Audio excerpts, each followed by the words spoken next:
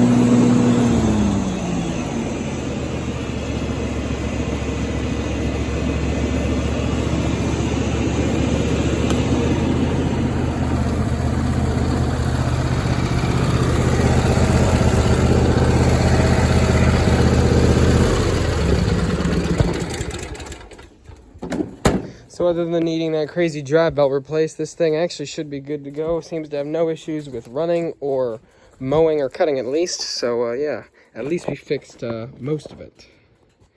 So yeah, stay tuned. Hopefully we'll get a drive belt for it soon, and I'll change the oil, and hopefully this thing will be good to go.